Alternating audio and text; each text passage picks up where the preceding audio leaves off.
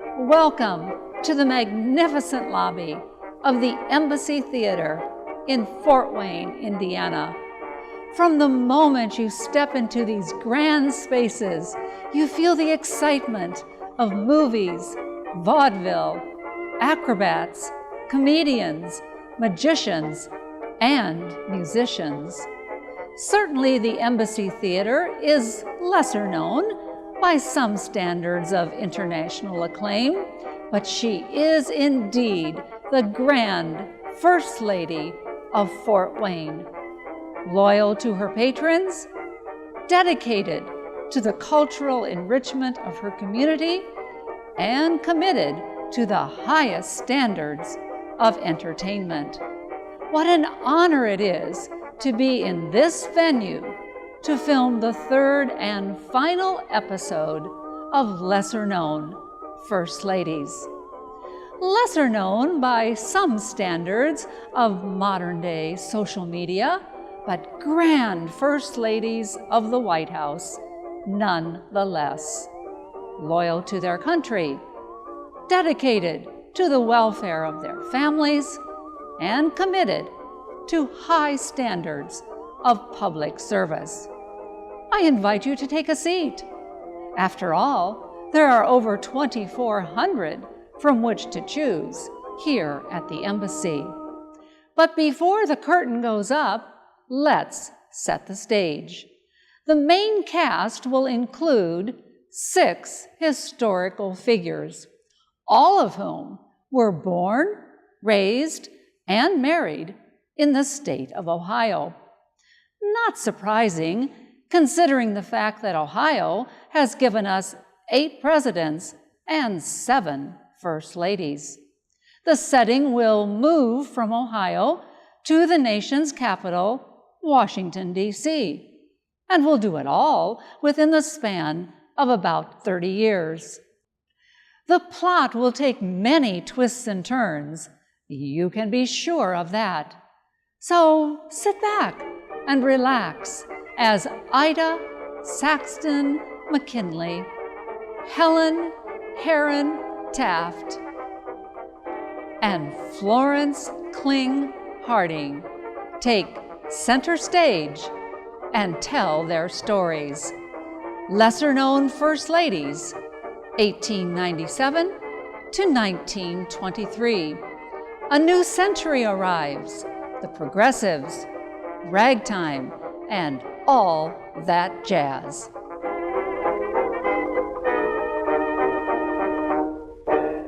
The year is 1896. It's the last presidential election year of the 19th century. Grover Cleveland, the only president to serve 2 non-consecutive terms, has decided not to seek a 3rd term. It's an important decision. Some historians believe Cleveland never should have run for a 2nd term. Cleveland's young wife, Frances, thought otherwise. On March 4, 1889, Frances told White House steward Jerry Smith, "Now, Jerry, I want you to take good care of all the furniture and ornaments in the house and not let any of them get lost or broken, for I want to find everything just as it is now when we come back again." And come back they did in 1893 after defeating the incumbent Benjamin Harrison. But the panic of 1893 hit hard and burst the 19th century industrial prosperity bubble. Low wages, long hours, and poor working conditions were common to the American worker. But mass unemployment was another matter. Unemployed workers marched on Washington, D.C. President Cleveland saw himself as chief watchdog, keeper of the status quo.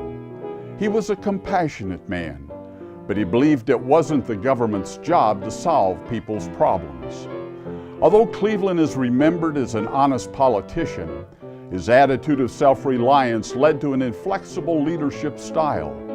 His inflexibility prevented him from advancing policies to address changing social issues of the day. Grover the Good wasn't going to be Grover the Go-Getter. So it's not surprising that opposing views on public policy, finance, and the distribution of wealth left the 1896 election ripe for change. The growing movement for government reform was waiting to be plucked.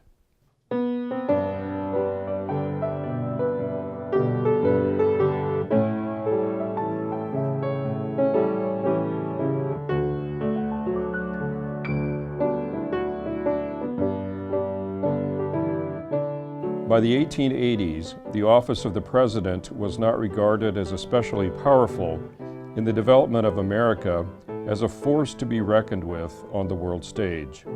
Instead, the men who built corporate America, such as John D. Rockefeller, Andrew Carnegie, and J.P. Morgan, wielded the most economic influence and turned it into political power. It was the Gilded Age, which ran from the 1870s to about 1900, although the term did not come into use until the 1920s. It was an age of rapid economic growth, industrialization, wage growth, and an increasing labor force. Yet it was also a period of poverty and inequality. These were serious social problems hidden from full view by a thin gold gilding. Interestingly, back in 1873, Mark Twain had written about it in The Gilded Age, A Tale of Today.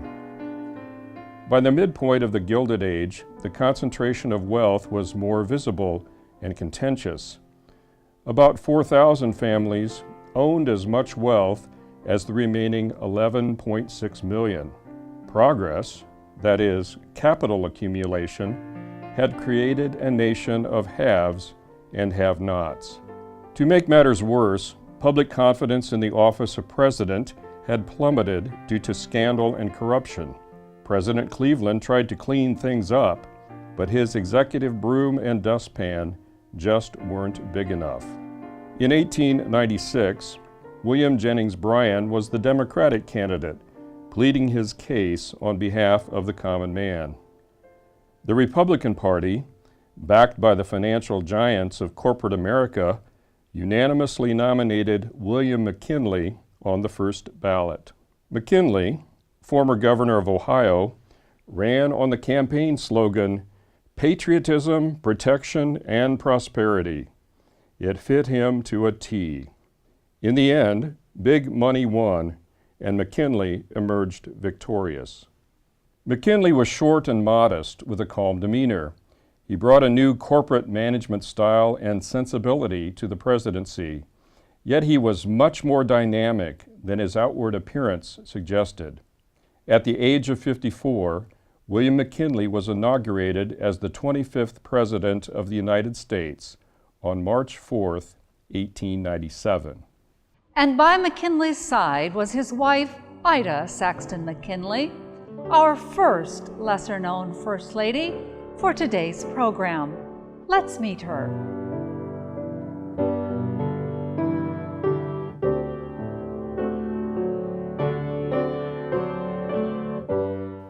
My name is Ida Saxton. I was born in Canton, Ohio in 1847. My parents are James and Catherine Saxton.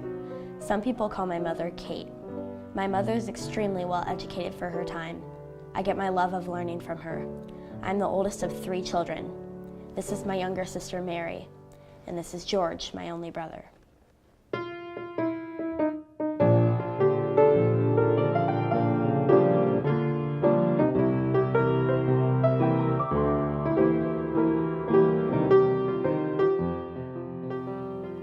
My name is Mary. Ida and I are only 1 year apart in age. When we get a little older, we'll go together to boarding school in Pennsylvania. After that, Ida and I will tour Europe. What a great adventure that will be. It's a good thing I love to write letters.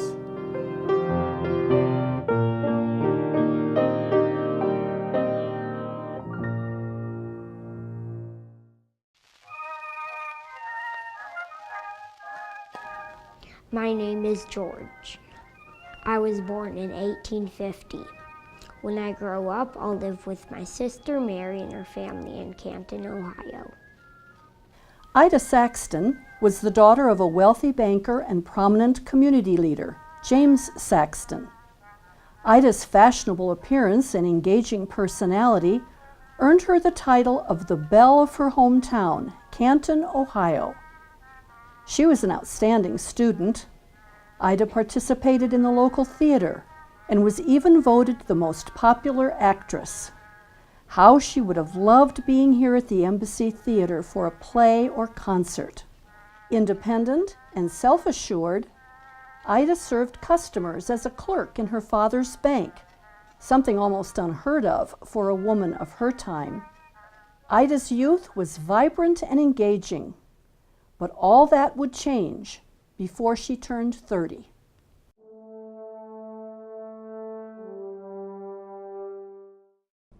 On January 25th, 1871, more than 1,000 people attended my marriage to William McKinley. It was an extravagant wedding ceremony. We were happy newlyweds. Our joy increased on Christmas Day, 1871. Our first child, Catherine, was born. Sadly, the years to follow would bring unexpected losses. During my second pregnancy, I developed health issues. I suffered from phlebitis and epileptic seizures. William always made time to be with me. I often remarked, "He is a dear, good man, and I love him."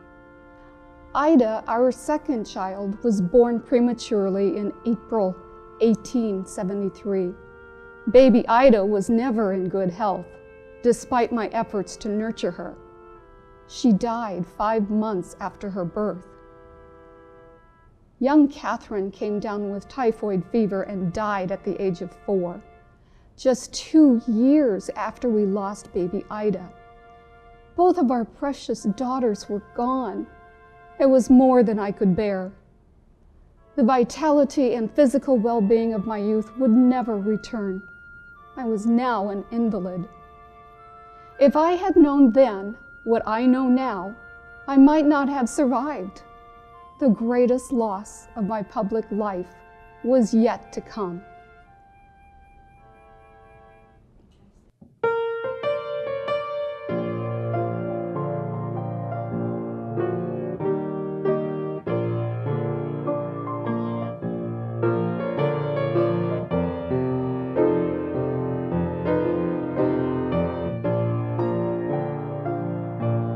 Despite Ida's unexpected losses, she always attempted to meet the demands of being in the public eye.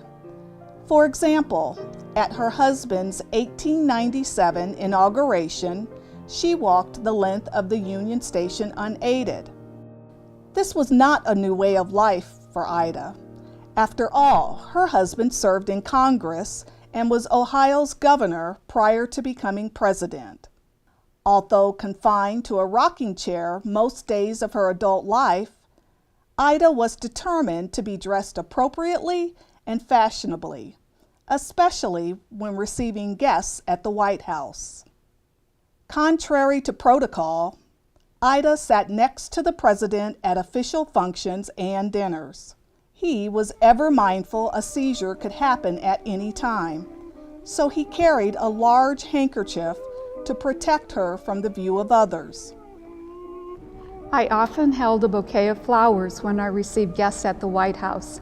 This discouraged them from shaking my hand, which might have fatigued me. Ida was fortunate in that the press was respectful to her as First Lady. They kept quiet about her fainting spells. Regardless of media civility and decorum, any resident of 1600 Pennsylvania Avenue invites and should expect public scrutiny. Throughout it all, Ida remained supportive and committed to her husband's political career.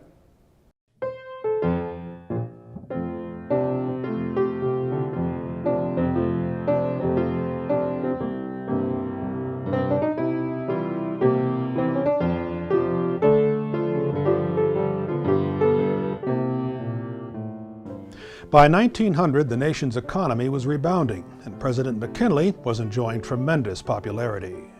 During McKinley's first term, the United States had been victorious in the Spanish-American War after the mysterious sinking of the USS Maine. The presidential election of 1900 would be a rematch between the two Williams, Democrat William Jennings Bryan and Republican William McKinley. Theodore Roosevelt, dynamic and energetic, was chosen as McKinley's running mate.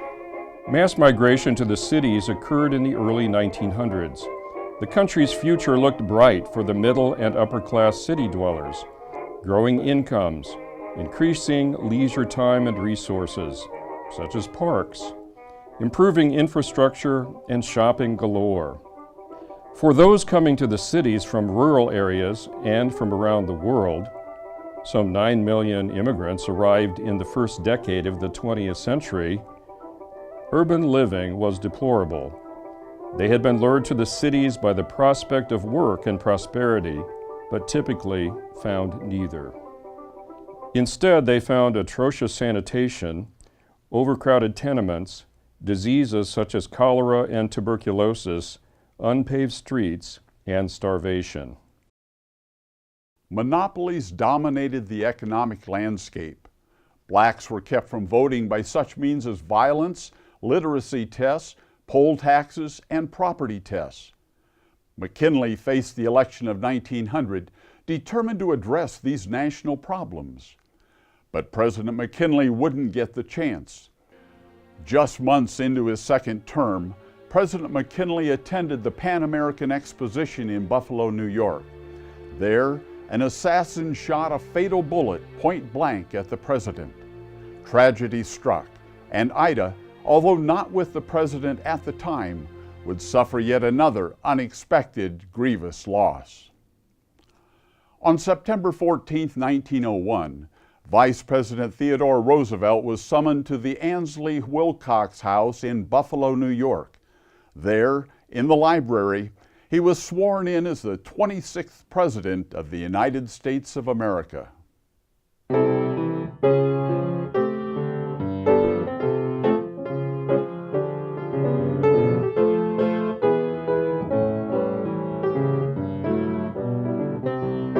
During the first decade of the 20th century, the White House was inhabited by an exuberant and uber-energetic president and lively first family. Theodore Roosevelt was a man of action. Get action, do things, take a place wherever you are and be somebody. Get action. President Roosevelt announced to the American people early in his second term he would not seek a third term.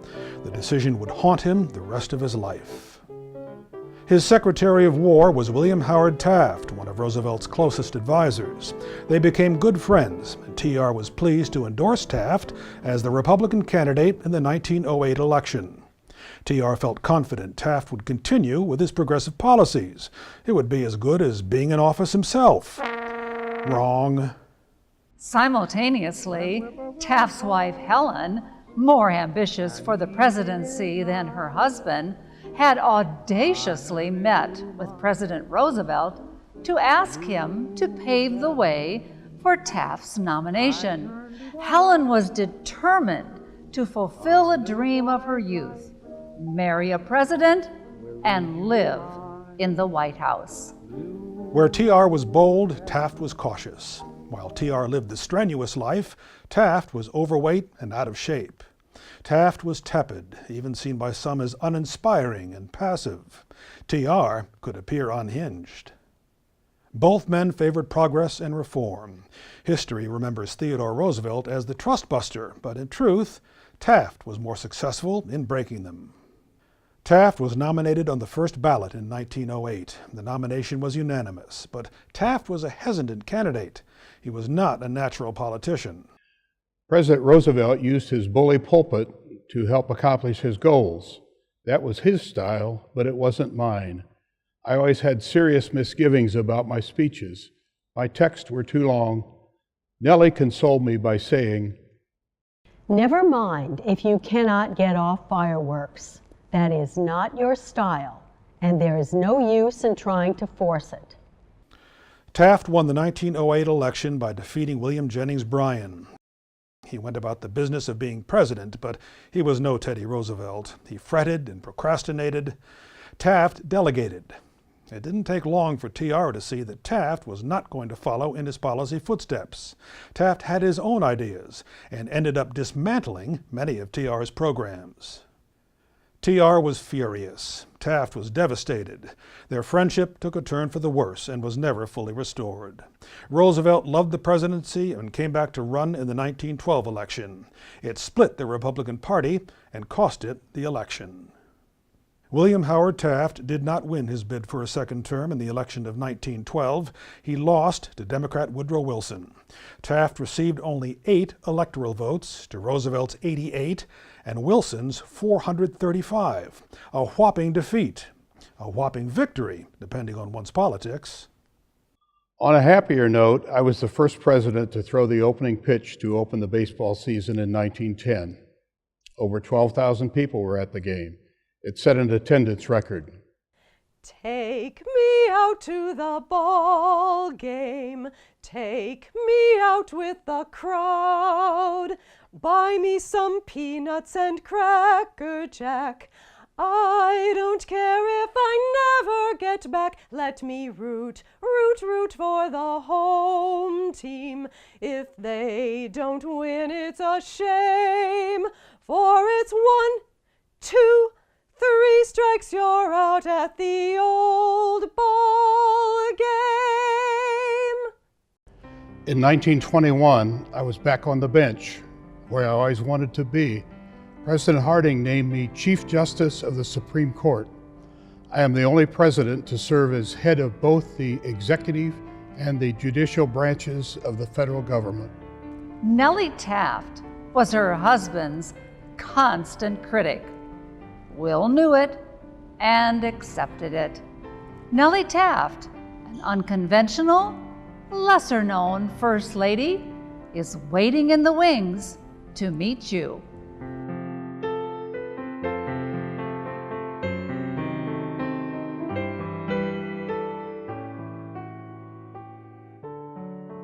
Helen Herron was born in Cincinnati, Ohio in 1861. The 4th of 11 children. Somewhere along the way, she acquired the nickname Nellie, and it lasted her entire life. Helen attended several private Cincinnati schools.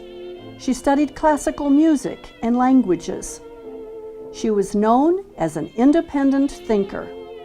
As a 16-year-old girl, I visited the White House as private guest of President and Mrs. Hayes.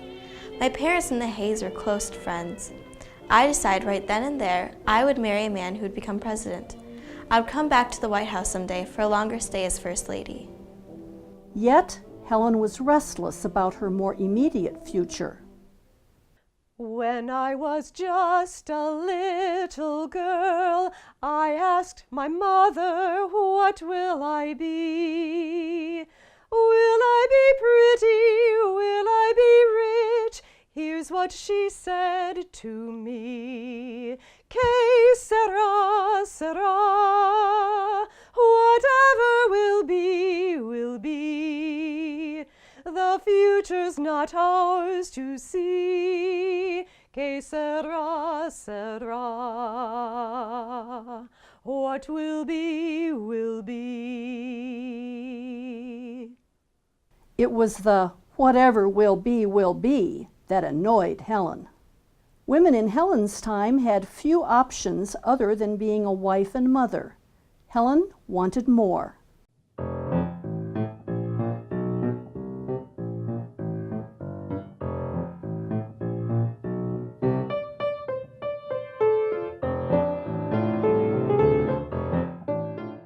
Helen was ambitious for a future with meaning and importance.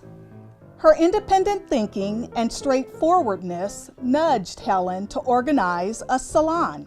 No, not a beauty salon, not by any means. Helen's salon would be a Cincinnati meeting place for lively, intellectual, political, and cultural discussions. Salons were held in drawing or reception rooms in large houses. And who became a regular at Nellie's salon? None other than Will Taft. A courtship followed. Nellie rejected Will's marriage proposal, not once, but twice. She eventually agreed. When I grew up and fell in love, I asked my sweetheart what lies ahead. Will we have rainbows day after day? Here's what my sweetheart said. Que sera, sera, whatever will be, will be. The future's not ours to see. Que sera, sera, what will be, will be.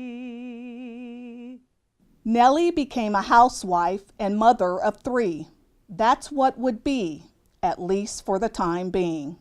With Nellie's love and knowledge of classical music and using Will's increasing political connections, she founded Cincinnati's Orchestra Association. She was very involved in every aspect of the association's operation and was quite skillful at discharging her duties. The Embassy Theater would have been a delight for Nellie. My girlhood dream to marry a president and live in the White House, that was my rainbow. However, Will was content to let the future be, except when it came to his love of the law.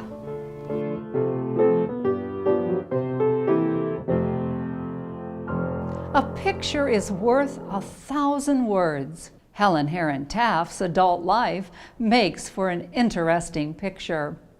Let's examine 4 images and ask Helen to reflect on each one. Yes, I clearly remember Inauguration Day, March 4th, 1909.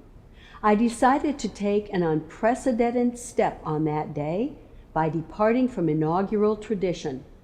I accompanied my husband from the Capitol to the White House, something no other First Lady before me had done. That drive was the proudest and happiest event of Inauguration Day. I was able to enjoy almost to the full the realization that my husband was actually President of the United States. This picture shows me with Will and 2 aides. Yes, my break with convention is evident. I am playing cards, probably bridge or poker, and perhaps gambling for small stakes. I also enjoyed other bold activities, such as smoking cigarettes. At this table, I most likely was offered and accepted a glass of beer or champagne, and perhaps even hard liquor. I hear ragtime music in the background. Its syncopated rhythms remind me of my own unconventionality.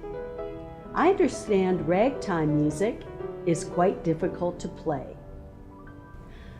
I am able to speak now, but there was a time, just 10 weeks into my husband's presidency, that I could barely utter an intelligible word. My delight in being First Lady and hosting Friday afternoon garden parties was cut short by a debilitating stroke. I was forced to take a back seat, and I retreated to our summer White House by the seaside in Beverly, Massachusetts. It was a year-long recuperation. My stroke was a serious setback.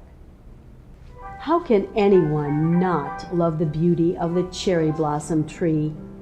I had traveled to Japan when Will was Roosevelt's Secretary of War. I sought and gained support to bring Tokyo's famous cherry blossom trees to the capital. I received 3,000 trees as a gift, but donated them to the government. My springtime legacy is in full bloom in Washington, D.C. every year in April. How magnificent!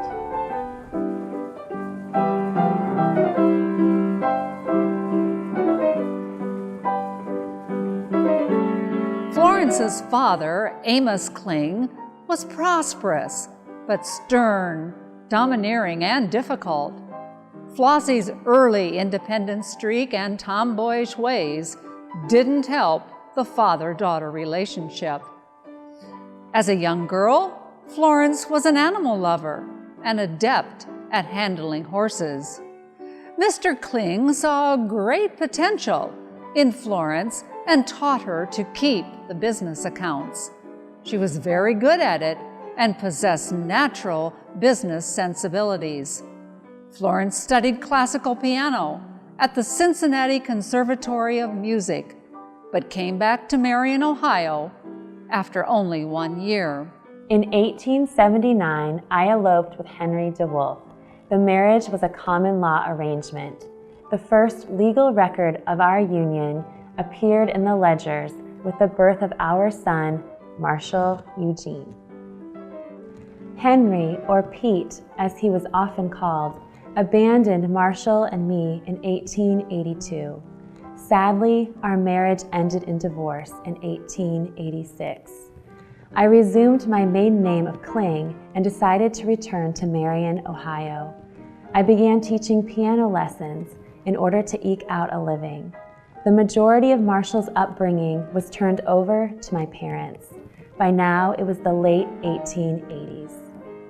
On July 8, 1891, in their newly built Queen Anne-style house in Marion, Ohio, Warren G. Harding and Florence Kling were married. Florence was 5 years older than Warren. Florence's father did not approve of the marriage. Warren owned the Marion Daily Star newspaper and was its editor. Although I did not manage the newspaper, I did realign the circulation department. I also subscribed to a wire service. I was not solely responsible for the financial success of the newspaper, but I did help to make it even more prosperous. I enjoyed the excitement and atmosphere of the busy newsroom. Florence worked at the Star for many years.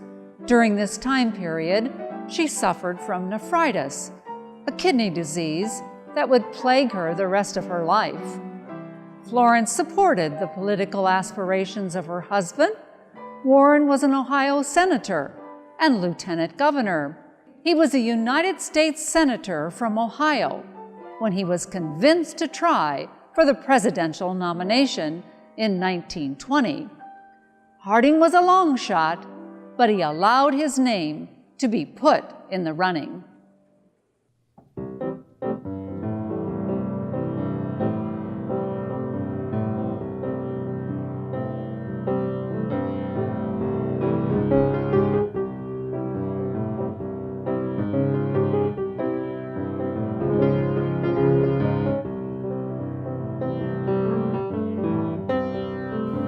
By the summer of 1920, Florence Harding was a few months shy of her 60th birthday. Warren G. Harding was nominated on the 10th ballot at the Republican Party convention in Chicago, Illinois. Harding's running mate was Calvin Coolidge. The Democrats nominated Ohio Governor James Cox. His vice presidential pick was Franklin Delano Roosevelt. The campaign of 1920 made history. There was newsreel coverage, modern campaign advertising, and regular radio broadcasts. I understood the importance of creating an image, so I posed for pictures with Warren. I enthusiastically spoke in support of the women's right to vote for the first time in the 1920 election. We even had a press house at the rear of our property. The Front Porch Campaign of 1920 was a grand and glorious time in Florence's life. More than 600,000 people from across the United States came to their Marion, Ohio house to watch and listen to Warren deliver speech after speech from the front porch. People ran over the hedges and trampled the grass. The yard ended up being graveled. Harding's campaign slogan, "A return to normalcy," resonated with voters who were weary after the rambunctious progressives and the ravages of World War I. On Harding's 55th birthday, November 2, 1920, he won the presidency with more than 60% of the popular vote. The Hardings were on their way to Washington, D.C., never to return to the house in which they were married.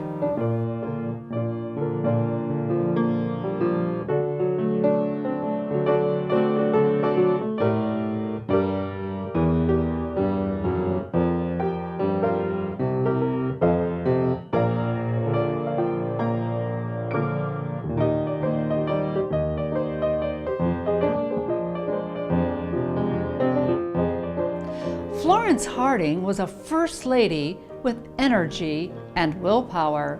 She eagerly and joyfully embraced the role. She reopened the White House and the grounds. Both had been closed to the public in the final year of President Woodrow Wilson's second term due to his illness. As First Lady, Florence hosted garden parties for World War I veterans and avidly supported the care of wounded veterans. Occasionally, Florence gave speeches when President Harding was ill or delayed. President Harding gave Florence the nickname the Duchess. Editorial cartoons called her Chief Executive. She didn't much care for the attention.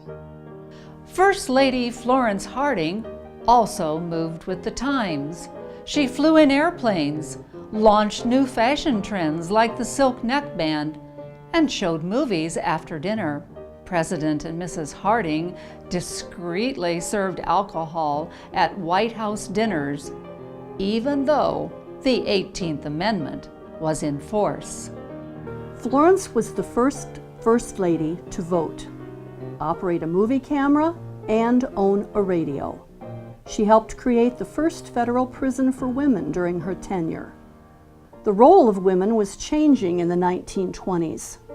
More education and employment opportunities were available because of the work women had done during World War I. The 19th Amendment was enacted in 1920. The right of citizens of the United States to vote shall not be denied or abridged by the United States or by any state on account of sex.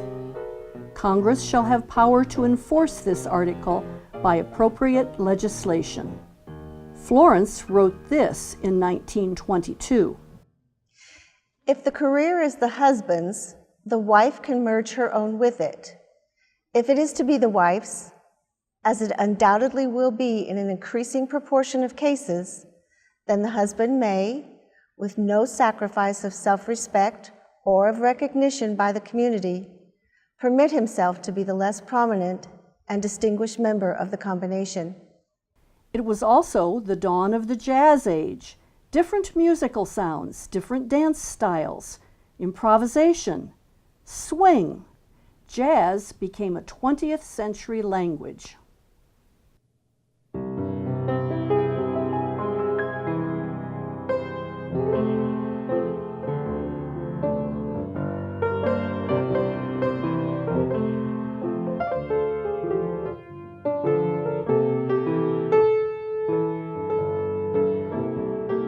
In the summer of 1923, President and Mrs. Harding took an extensive trip to the Western states, Canada, and the Alaska Territory.